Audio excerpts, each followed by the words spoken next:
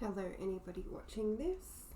I am going to be talking today about my experience with magic mushrooms. I had a specific experience, and I'm just going to share that. Probably not too many details. I was kind of like umming and ahhing about the legalities around psilocybin. So it is legal in different parts of the world. It is not in Australia, which is where I'm from. So I'm not going to allude to any time or location. However, at some point in my existence, I've had magic mushrooms.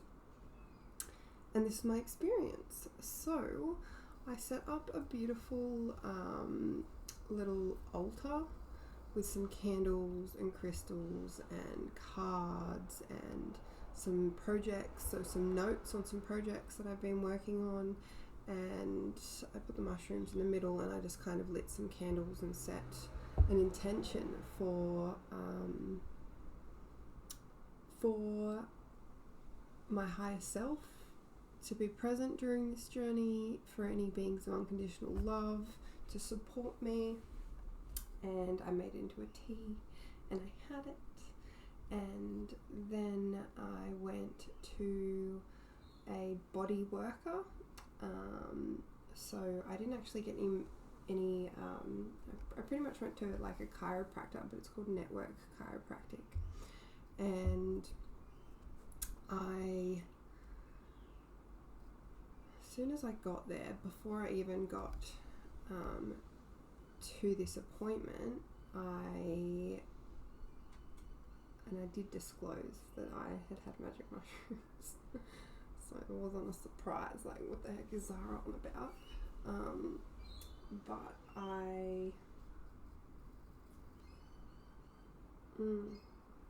as soon as I got there, I pretty much had laid down and everything started to look really kind of vivid and colourful. So like everything had that. If there was movement, I could kind of see this arm trailing, and this 3D colour coming off it.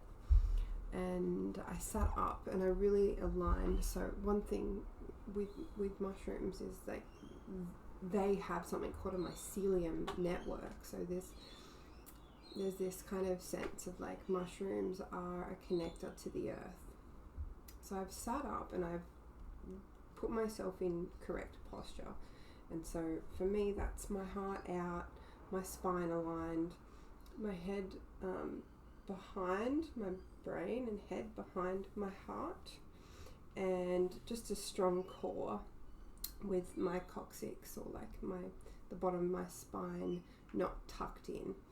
And it put me in a beautiful space to just allow myself to go into this space of just pure white light energy. I had my eyes closed and just around me was just pure white light, and I could recognize that pure white light as, and like my body wasn't even there at the time. It was just like I was in this loving white light, and it was the source of creation, and it was just like pure energy.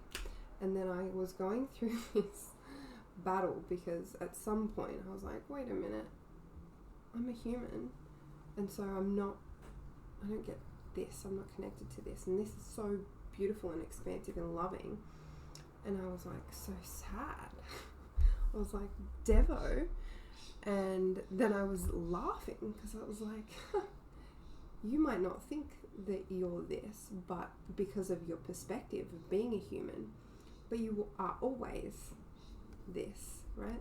I am connected to source. I am a part of source. You are, we all are a part of this infinite energy, but we're in a human body doing this experience, right? So we forget. And so I was like laughing and then crying and laughing and crying, and I was like, whoa, like it's all good. Now I get to recognize myself in day-to-day life and just remember, still that, I'm still always connected to that. I don't have to be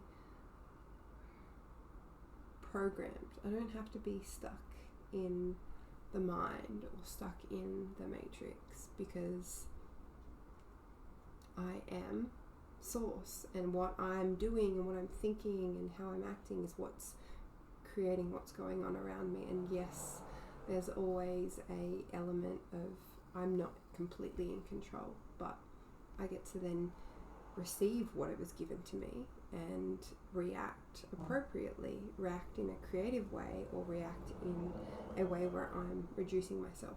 So anyways, had this experience. I've laid down with my face forward, and then I could just see like these vortices that almost remind me of, like, you know, if you've ever seen something like a black hole that would just like suck something through. So there was these black vortices that were just swirling, and there was zeros and ones, so there was just these numbers, and it was kind of, it looked like I was observing the fabric of the matrix. And so I was just observing that, and I got up to go to the bathroom, and it looked like one side of my face was melting and one side of my face was puffy, and it kind of freaked me out a little bit, but I calmed down from that. I had a very magical, like, somebody was right where I was at the exact same time to like give me a lift to where I needed to go. And then I got wherever I needed to go, and I did a bit of mirror work. I looked in the mirror, and I kind of saw this like tribal pattern on one side, and one side was very like alien-esque. It was just interesting. My face was morphing. I looked like a witch and all these things. So I was just observing, and there was a part of me that still wanted to be in this really like high kind of experience. And I was like trying to push for that. I was like, yeah, more. But I got to a point where I realized that that's just not this part of the journey was just a relaxation part. And so it was just interesting to see where I kind of like push rather than just accepting and surrendering. It's like back in the day, I would go out and drink or whatever, and you just kind of like, I'm not there anymore. I can't push myself to go and do things that just don't work for my body and my soul. So that was a nice awareness. And then I pretty much just had a bath and relaxed and let it pass through, but it all in all was an amazing experience. And I think I explained this at the beginning, but the reason that I did it is my intention was to really just change up the way that I was thinking. What psilocybin can do is help create different ways or neural pathways for your brain. So we've got neural pathways that are used to firing, and this is helping to create different pathways of thinking. So it was really just to help expand my perspective on the world, and yeah, it certainly did so, and I'm excited to see if I get the opportunity to play with that more in the future.